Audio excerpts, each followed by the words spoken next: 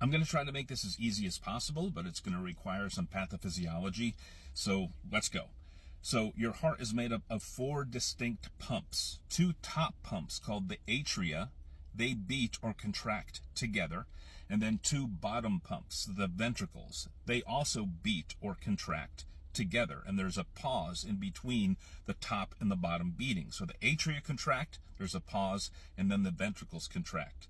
And that contraction is caused by electricity running from the top or the base of the heart down to the apex or the bottom of the heart in an organized manner. And we can see that electricity on an ECG. When those top 2 pumps, the atria, when they contract, we can see that on the ECG. That's represented by the P wave. Then as that electricity runs down to the center of the heart, there's a little bit of a pause, and we can see that pause on the ECG. Then that electricity hits the bottom 2 pumps, the ventricles, and the ventricles contract, and we can see that on the ECG in the form of the QRS complex. But then we have this last little wave right here, which is the T wave. That's those muscle cells in the ventricles that have been depolarized by electricity, repolarizing themselves. They're just kind of sorting themselves out after being all messed up by electricity.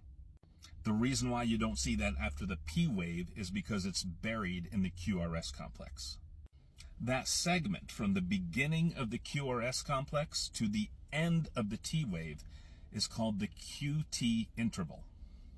And that QT interval is the amount of time it takes for the ventricles to depolarize, then repolarize. And that time is averaged. You can't just measure it on one complex. So when you're looking on your 12 lead, you look at the QTC, the corrected QT interval. Occasionally, this QT interval goes on a little bit too long, and that can be because of electrolyte abnormalities. It can be because of congenital heart defects. It can be because of toxins, any number of things.